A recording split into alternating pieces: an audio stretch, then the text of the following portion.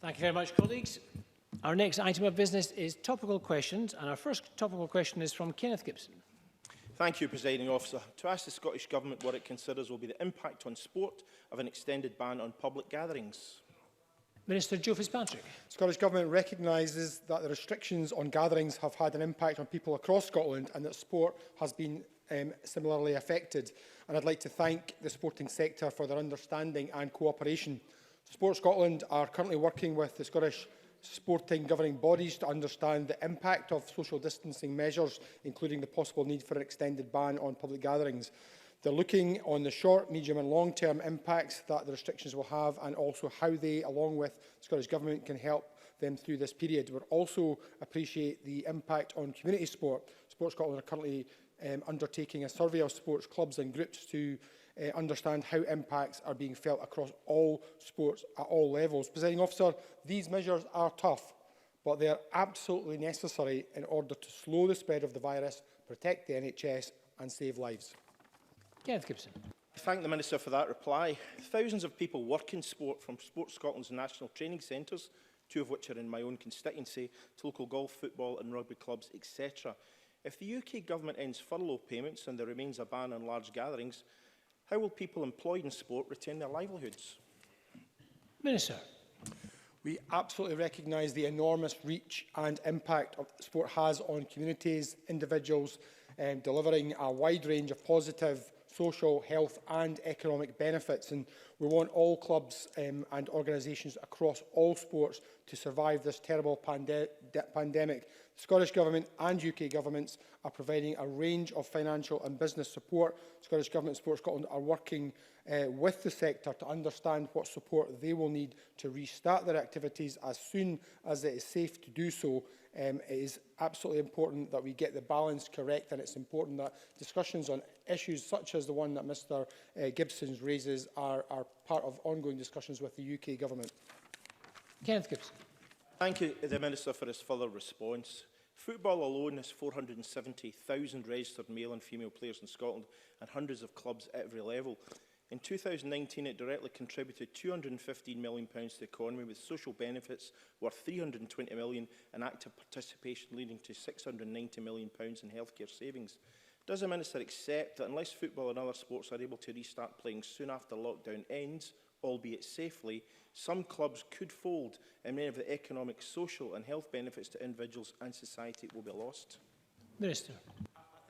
It's really important that we continue to work with all of the sporting sectors. Obviously, football, our national game, has a particularly powerful reach across Scotland, and it's not just the economics; it's much wider than that economic benefit. The social benefit, the impact on people's mental health by both spectating and participating in football and other sports cannot be underestimated. But it is important that as we take the next steps that we do so carefully in order to protect life, and that is why I and my officials are working with Sport Scotland to understand what it is that we can do to continue to support football and other sports, so as to make sure that as much of our sporting collateral as possible survives the pandemic. Brian Whittle, to be followed by James Kelly. Thank you, Presiding Officer. Given the Minister's answer there, I think he agrees with me that sport, leisure and recreation activities will become ever more important as we tackle our physical, mental and emotional health. And on the back of that, can I ask what consideration the Scottish Government has given to supporting sports governing bodies, ALIOs, sports clubs and third sector organisations such as the Guides and the Scouts to ensure they are still there to support our communities when the time comes? Minister. So I do agree with the members that the points the member made. There's a range of support. Obviously, I already mentioned the government support in terms of both UK Government and Scottish Government support in terms of a business sense. Additionally, we're working with Sport Scotland, who've communicated to all Scottish sports bodies and local partners that they will be receiving 6 months payment up front for this year in order to help them through the pandemic. That's a £16.4 million payment, and also that they're relaxing the usual targets to help make sure that organisations can survive through the pandemic. But if you look at what's happening across sport, there is some absolutely amazing examples of sports clubs and hubs reaching out to their membership and doing some fantastic things at all levels, from right down to the community sports clubs right up to one of the really good examples, and it is not the only good example from football. There are many, but the decision of Hibs Football Club to put "Thank You NHS" on their strips for next year is something that should not be underestimated. The power of that commitment from the team and also the financial commitment that will go along with that in terms of fundraising for Edinburgh and the Lothians NHS Foundation. So there's a huge amount of good work going on, and we need to continue to support that, and that's what the Government and Sport Scotland will continue to do. James Kelly, to be followed by Fulton McGregor. James Kelly. Thank you, Presiding Officer. I've been approached by a number of constituents who are golfers and who have pointed out the benefits to physical and mental well-being of being able to play golf. Obviously, they're not able to do that due to the lockdown. What consideration has the Minister and his officials given to looking at golf being able to take place once the lockdown is lifted, bearing in mind social distancing can take place on a golf course? Minister. So Scottish Golf is one of the organisations that I'm looking to meet with in the very near future in order to discuss their particular needs.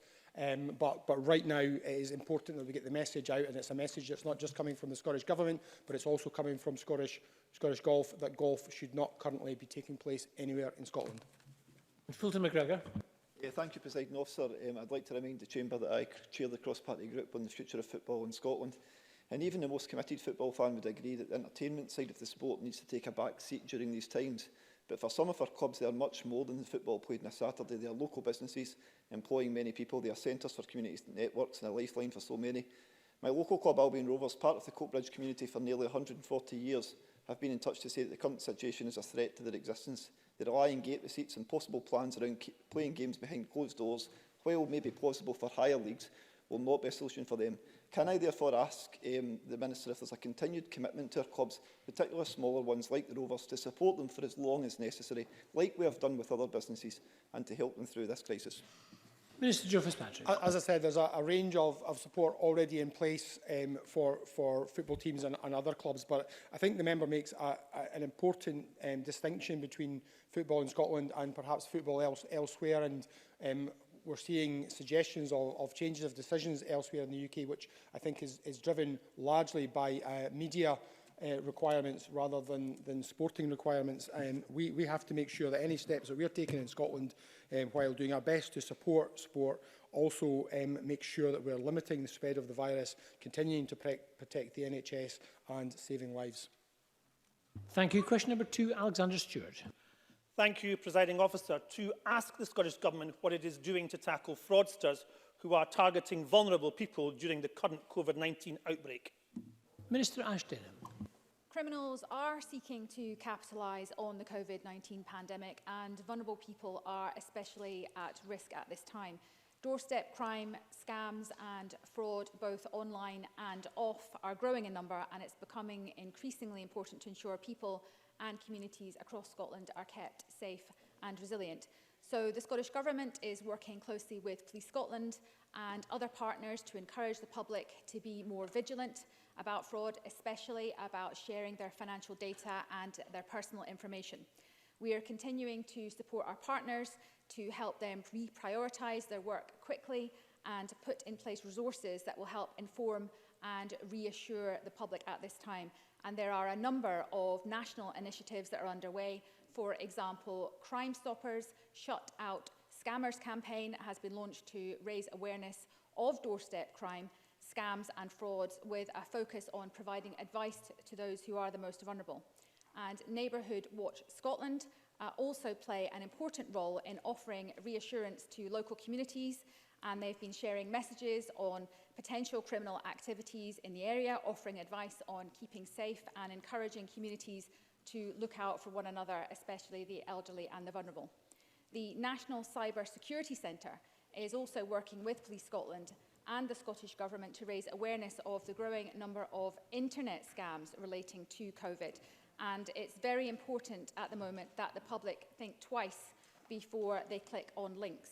And there are many organisations at the local and at the national level that are working on protecting the vulnerable, and the Scottish Government recognises more than ever at this time the importance of supporting our community safety partners through stepping up activity to provide advice and information during this time. But we would also encourage anyone who's been the victim of a scam to report it to Police Scotland, and that's by calling the 101 number. And we'd like to add that there's also support available to victims of cybercrime via Victim Support Scotland. Thank you. Alexander Stewart. I thank the Minister for that response. Despite forms of crime being down significantly, there has been a 10% spike in fraud cases across Scotland. And that has been door-to-door presentations of individuals saying they are working for the NHS and collecting funds or offering shopping for money. Clearly, these are callous acts to exploit vulnerable people. So what assurances can the Government give to allay people's fears? Minister Ashton. Yes, I'm grateful to the member for raising this issue. Clearly, we don't want to get in the way of genuine volunteers, at this time that are doing amazing work in the communities, supporting the vulnerable. So I think there's some clear strategies that people can employ in order to make sure that they're not being taken advantage of at this time. So if someone's coming to your door and you're not expecting them, for instance, you need to check their ID. You would then need to call the organisation that they have the identity card with, because obviously we know that sometimes identity cards can be faked. People can feel free to take some time to say thank you or no thank you and shut the door, have a think about something before they progress it. We've asked, Crime Stoppers are reprioritising their work at the moment with regard to COVID-19 issues. They've launched a central landing page on their website. So this can direct people to some of the key issues at the moment that are coming up in regards to this.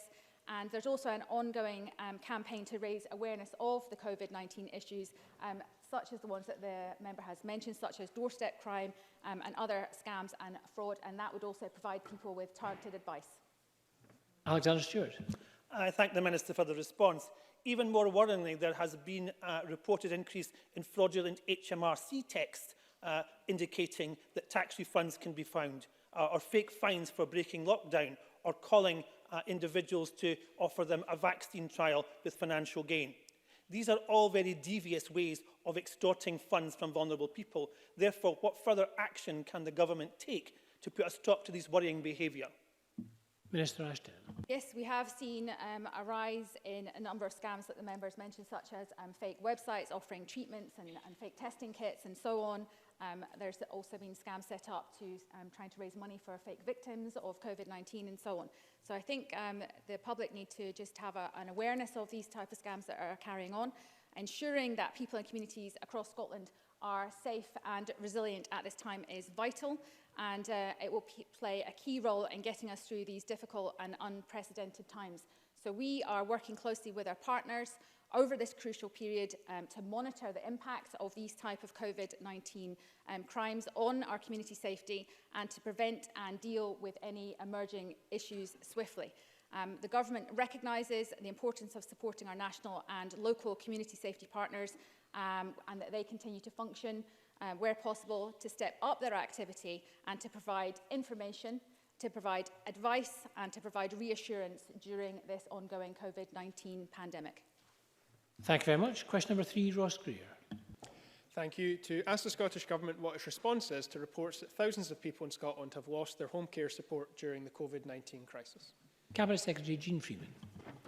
It is important to be clear at the outset that the majority of those who receive home care support have not been reported as having lost their home care packages. However, a significant number have, and I do take that matter very seriously and have considerable concern about it, given our commitment to the rights of people to live as independently as they wish to, no matter what age they are. We have taken a number of steps to assist in this. In addition to our investment of £800 million directly to social care, we have made clear that we will support additional costs incurred as a consequence of additional demand arising from COVID-19. We've also agreed, as members know, a number of actions to support social care with COSLA, including the uplift of 3.3% to all adult social care contracts to enable frontline social care workers to be paid at least a Scottish living wage. and we have a significant number of former social care staff alongside returning NHS employees who are ready to assist in terms of workforce resilience. We've been clear with local authorities that they are still expected to do as much as they can to meet people's needs with appropriate safeguarding measures in place. And my officials are in daily contact with chief officers of health and social care partnerships to hear directly from them of any concerns they have in delivering this so that we can resolve these matters as quickly as possible. Ross Greer. I thank the Cabinet Secretary for that answer and for the remarks made in her earlier statement.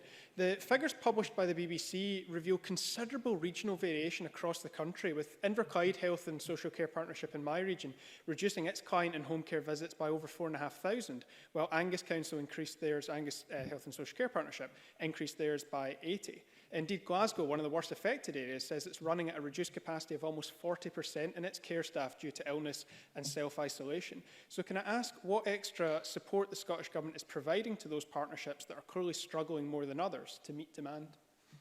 Cabinet Secretary. So let me repeat, this is unacceptable to cut these social care packages, in particular because we have made it clear jointly with COSLA in a letter written jointly between myself and Councillor Stuart Curry that we would meet the additional costs that arose as a result of the demands of COVID-19 on social care packages in order to allow existing social care packages to continue to be provided as well as meet an additional demand. And as I've said, we have returners ready to be deployed into the social care workforce precisely to help with the resilience questions that Mr Greer raises. We are in direct contact with those local authorities where these packages have been cut. We are asking them to tell us what they need in terms of either resources or staffing to be deployed. I regret to say that not all of them have done that, but we will continue to press very hard that they reinstate those social care packages, bearing in mind their statutory obligations in this regard and our offers of significant support and help. Ross Greer. Thank you. Organisations such as the Glasgow Disability Alliance have expressed concerns about the impact of these changes, which have included some individuals having their support packages dramatically reduced and others losing support entirely, with some being forced to rely on family members for personal care, meals and medication. The potential impact on the mental well-being of disabled people, particularly in terms of social isolation, which often disproportionately affects people with disabilities, is particularly worrying. Could the Cabinet Secretary confirm whether any additional resources, particularly online and remote resources, are being put in place to provide specific mental health support to those affected? Cabinet Secretary. Well, I'm sure, as Mr Greer knows, GDA and other disability organisations are well known to me from former responsibilities I have, and I take very seriously the importance of enabling people to live as independently as they wish to. They have the right to do that, and those social care packages are critical to them in allowing them to do so. So we will continue to press our local authority colleagues to take up the offers of support, which are considerable, that we are making to them and reinstate those packages as quickly as possible. I completely appreciate the impact that has on individuals, whether they are disabled or not, in terms of their mental health and well-being. There are a number of initiatives that have been put in place to support the mental health and well-being of the population as a whole, some of which may be particularly appropriate to those affected in this area. But if there is more that the GDA or others think that we can and should do, then I'd be very happy to hear from them and to consider what more action we can take. Joan McAlpine to be followed by Miles Briggs. Joan McAlpine. Thank you. The providers of home care support packages, including personal care, currently follow UK-wide PPE guidance, allowing them to self-assess risk as to whether they wear a mask, although confusingly the same guidance says that masks need only be worn if the person receiving the care is symptomatic or shielded. Given the criticism of UK PPE guidance in last night's Panorama, and given that the First Minister has now advised members of the public to wear masks, will the Government now publish Scottish guidance instructing carers to always wear masks, given the vulnerability of those receiving the home care? Thank you. Cabinet Secretary Jean Freeman. So to be clear, the First Minister's advice was about face coverings and not masks. I'm not being pedantic, it is a really important point. I don't understand if home care providers are following UK-wide PPE guidance, because there is Scottish guidance. It was issued very clearly by the Royal Colleges, the Chief Medical Officer and the Chief Nursing Officer. In addition, there was additional clarity provided as a consequence of a discussion between myself, COSLA and the relevant unions. And that guidance is very clear, that home care providers, home care staff should wear masks unless their professional judgment tells them that it is not necessary. So, quite rightly, we rely on the professional judgment of those home carers themselves to make that decision, but they may indeed wear masks, and we are working with local authorities and others to ensure that the PPE that is supplied meets the right standard, and where there needs to be emergency top-up, that we make sure that we provide that from our NHS stockpile. Miles Briggs, to be followed by Monica Lennon. Thank you, Presiding Officer. I wrote to the Cabinet Secretary on the 7th of April to raise the concerns of housing associations and sheltered housing properties regarding access to PPE, and I still haven't received a response. But given the pressures we're seeing in terms of the procurement around PPE across the world, can I ask what help is being given to housing associations, given the number of vulnerable people living in these properties? Cabinet Secretary. So the guidance that I've just referred to applies, of course, to those areas, be it sheltered housing or so on, where social care is provided. And if any of those organisations are finding difficulty, they will be either private providers or local authorities. If they are finding difficulty in accessing the level and the right kind of PPE that they require, then they are very welcome to approach us, and we will ensure that where we can provide them with that top-up supply, we will do so according to the guidance that is made. There is no reason why we would not. There is undoubtedly global demand, but as Mr Briggs will recall from the briefing that I had yesterday with the party spokespeople, we are doing everything we can to ensure not only an adequate supply, but thanks to the good efforts of my colleague Mr McKee, that we begin to increase the supply chain here in Scotland for the provision of PPE. Monica Lennon. Thank you. Worryingly, many care packages have been withdrawn, and almost 8 in 10 of Scotland's unpaid carers are providing more care since the COVID-19 outbreak. Carers Scotland published a report yesterday, Caring Behind Closed Doors, and I wonder if the government accepts the findings of that report, which surveyed almost 900 carers in Scotland, and does accept the recommendations, which includes a particular request for a carer wellbeing fund to be established that would enable Scotland's carer centres and young carer services to better support the needs of our unpaid carers. Cabinet Secretary. So I am aware of that report, and I know that the organisation has welcomed the inclusion of unpaid carers into PPE supply that I have already announced. In terms of the recommendations, we will consider them very carefully, and with my colleagues Ms Campbell and Ms Somerville, we will look at that specific request and see how we may best respond to it. Thank you very much, and that concludes topical questions.